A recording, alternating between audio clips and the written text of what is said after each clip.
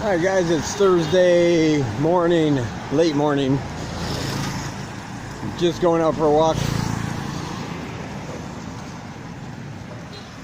And then that happened. It is raining right now. It's not a hard rain, it's sprinkling. But from where we were, we thought it best if we head back before it got any worse. I don't know if it's going to start pouring, but looking around the sky, I don't see very many bright sunny spots coming up, so even if it's not a hard rain, I'm pretty sure it's going to be steady for a while.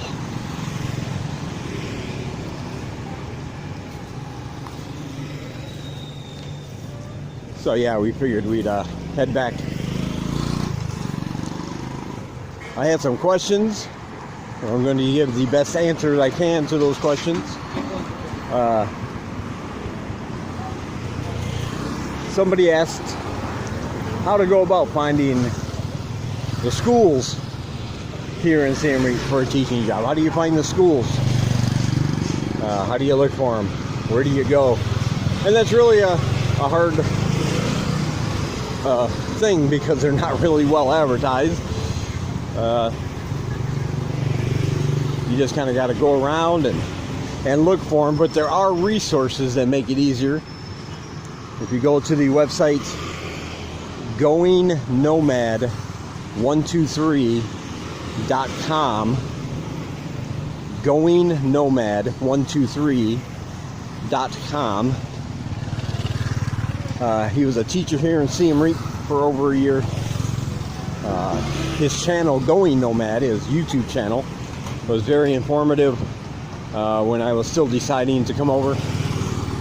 And on there somewhere will be a free downloadable PDF file that has all the lists of schools, international schools in Sam Reap, all the ones that he is aware of. It's a very comprehensive list. He also includes addresses to have a website, things of that nature. So that would be my answer, is to look at the website. And if you're not sure exactly where the school is, use Google Maps. Google Maps will be a lifesaver over here. Just type in the name of the school on the map, hit the directions button, and from wherever you are,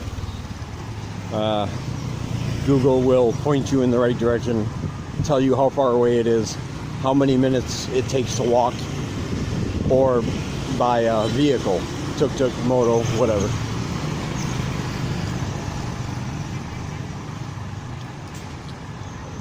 So yeah, Google Maps and goingnomad123.com.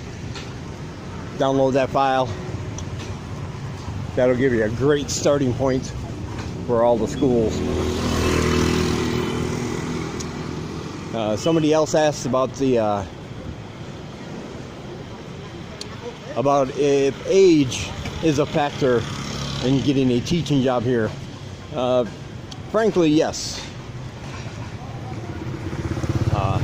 Like I said, these schools over here the international schools are for profit. They are a business, and they are looking to take care of their customers, and they're looking to get business from more people. And the way they do that is by presenting themselves in the best light. And when it comes to teaching English, what is better than a young, white, female face? You know what I mean? It's just something they can put on brochures, they can put on posters. The younger the teacher, the more they feel or they think they would have the energy to keep up consistently with a group of young children. So yeah, sometimes they'll see your age and discount you out of hand if it's much over the age of 40 or let's say 45. Might not get a lot of callbacks. However, I do see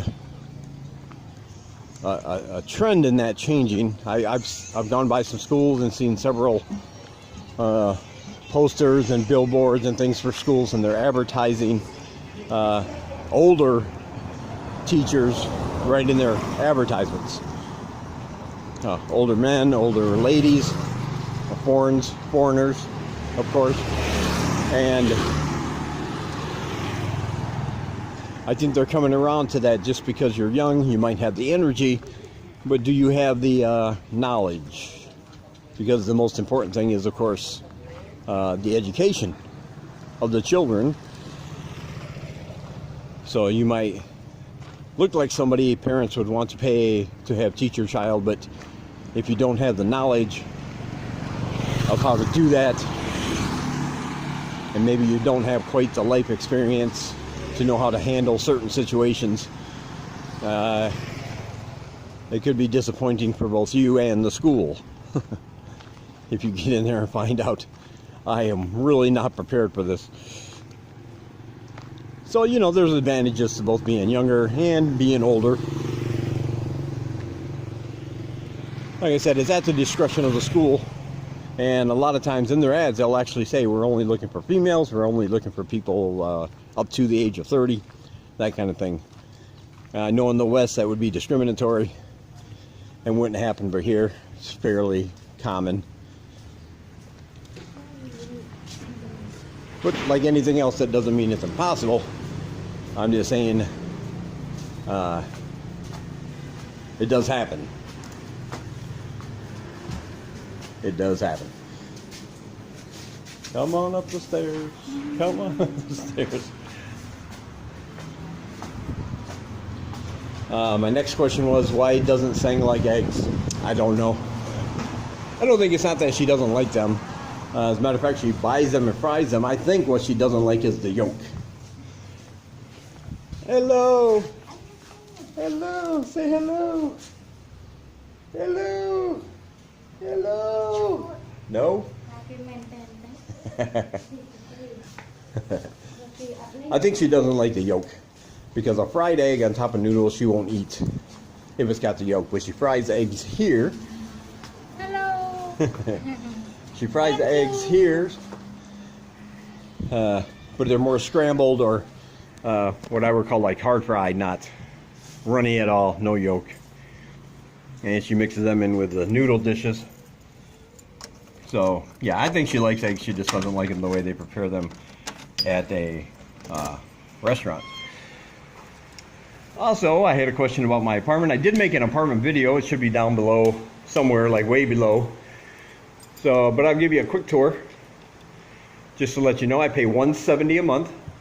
It's a studio apartment, which means it doesn't have a separate bedroom, and it is kind of messy now, but that's the way I like it. And it's see, we got a great big bed, a little stand, everything that's here except for a few electronics like that fan came with it. Got the wardrobe, a little chair and table. That's what I use to teach my morning classes. You got a little desk area, a couple of stools. The fridge came with it. Of course, the air con up there that I have never used. That's the fan that came with it. Got a couple of different light sources in there. And then if you want the older ones on, you can have that too. Usually don't though, because the electricity costs extra. Here is the little kitchen area. Rice cooker. Little area with shelves. Sink. Area underneath for storage. And that kind of thing. It's a little kitchen area, and then in here is the bathroom. Typical Southeast Asian bathroom. The shower, this is an electric water heater.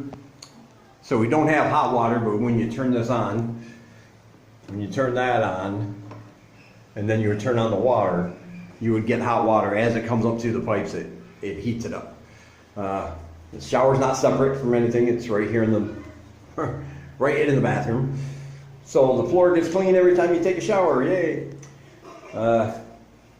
There's a toilet with the greatest invention ever, the bum gun. There's no flushing of toilet paper here, so you have to spray with the bum gun and then pat your butt dry. And yeah, that's about it. Typical bathroom. Got all the toiletries up here. Mirror. Nice breeze comes through that window, especially when you get the cross breeze coming in through that window with the door open. Really no need for the aircon. So yeah, that's the apartment real quick. $170 a month plus my electric and water. Water's never been more than like $3.50. Electricity is usually 20 to 25. But that would all depend on how much you use, of course. So yeah, I think that answers all the questions I can think of. This is our area out here where we do have this balcony area here. Basically, like I said, it's a shared balcony. But since we're way down here at the end, the next door is right here. We basically have this whole area to ourselves for this apartment, just for our apartment. So we can hang clothes here if we want to dry.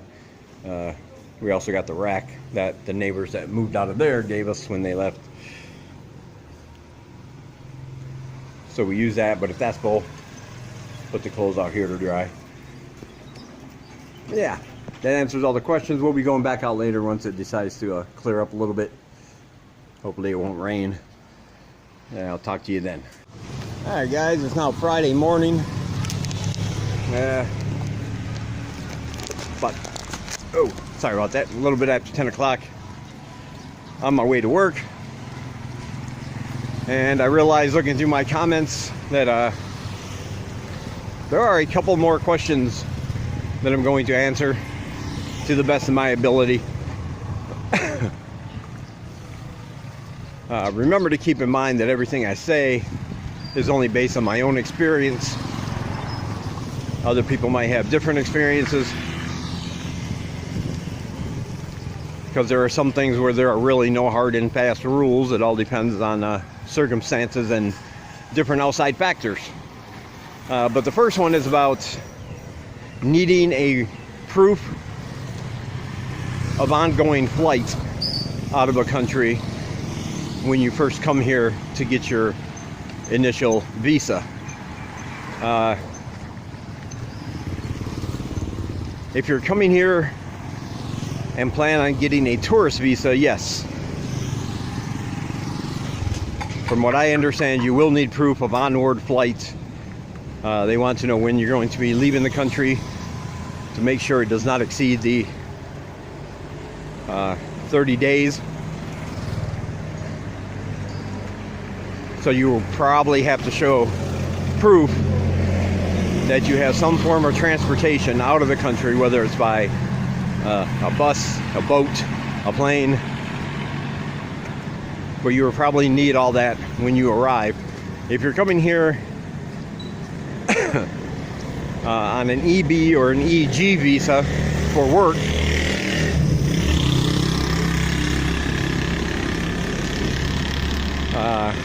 I did not. Nobody asked to see one. Nobody's ever asked to see one. Of course, sometimes I heard those are, sometimes it's up to the airlines. When you're flying in, before you land, they'll hand you a piece of paper to fill out to get you through immigration quicker. And I have heard that some airlines will ask you to attach a copy of your onward flight. I took Qatar Airlines, QATAR, Qatar, and I bought a one-way ticket. I did not need to show proof that I was going to be leaving or when I was going to be leaving. So my experience is, if you're coming here for a tourist visa, you'll probably have to show it. If you're coming here for any other kind of visa, you will not have to show it. But like I said, that might be subject to the airline. And of course, it's always subject to what the Cambodian authorities decide to change from one week to the next sometimes. The other question I had, and this is a kind of a more complicated one, is if I have $60,000, can I open up a B&B in Cambodia for $60,000? A B&B, I'm assuming, is a bed and breakfast. And the short answer is yes. Definitely. If you have $60,000, you can open up any manner, almost all manner of business here in Cambodia. But the question isn't, can you? The question is, first of all, should you? And second of all, you have to be aware of some of the restrictions and things that are in place if you plan to do it. Should you open a B&B? Personally, and this is my personal objective opinion, I would not. If somebody gave me $60,000 and told me I could open up a business, the last thing I would think about is another place for people to sleep. In Siem Reap anyway, or any of the other bigger cities. Because this place is full of hotels, motels, hostels, guest houses, rooms for rent, long-term, short-term. There's just, you can go down almost any block in town and just see signs everywhere: room for rent, guest house, hotel. And because it's the low season, they're all pretty cheap. Some of them as low as like $4 to $5 a night. So there would be some very, very stiff competition for that sort of thing. And if you're investing $60,000 of your own money, it could take a very, very, very long time to get any of that back and start seeing a profit, because you would have to match your prices to what the competition is offering. Otherwise, people just wouldn't show up. So yes, it's possible, but I wouldn't advise it. However, you also have to keep in mind the bureaucracy and the red tape involved. If you're a foreigner, you can't 100% own a business here in Cambodia. You would have to find somebody you trust who is a national, a Khmer national. And you would have to make up a contract, and they would have to own at least 51% of your business. So you would not have a controlling interest in it. You would be, even if it's all your own money you're using, you would just be the partner. The minority partner at that. So you would have to get somebody you absolutely trust 100%, because if not, you have no recourse once you sign that contract. No recourse if they decide to abscond with the money or take the business or things of that nature. And there are also the tax regulations to consider. You would have to hire and train a certain number of Khmer people. Absolutely. If it's a job a local can do, you would have to hire a local. And that would include training, wages. And there's a whole another field opening up when you do that, because the employee-employer relationship is so different here than it is in the West. It's very, very different. There's a lot of cultural things, a lot of in and outs. So there would be a lot to consider. So like I said, the short answer is yes. You could absolutely open a B&B with $60,000 here in Cambodia. I personally would not do it. I don't see a need for another place to get people to try to sleep when there's such an overabundance already. But it would be your choice if you choose to do so.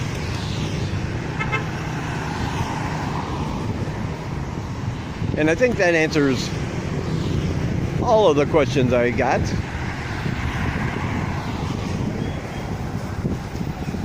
I try to answer them all, like I said, the best I could. But again, this is based on my experience and the knowledge I have, and also the way the laws and regulations are set as of this time, subject to change. So I hope that helps a little bit. Well, I'm almost at the school now.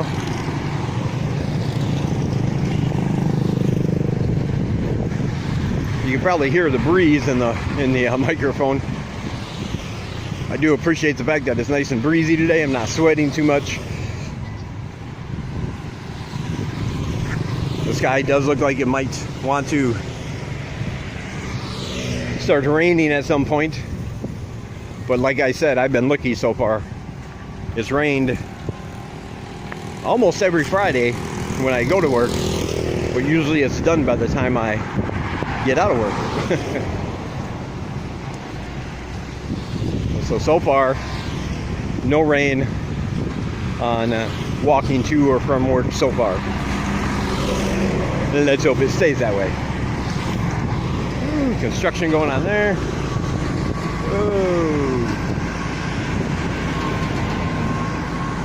Oh yeah.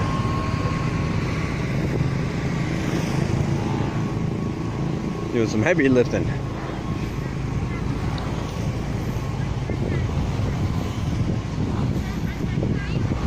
Anyway, I'm almost at the school. Gonna, of course, finish my coffee. Stop and have a smoke before I go in.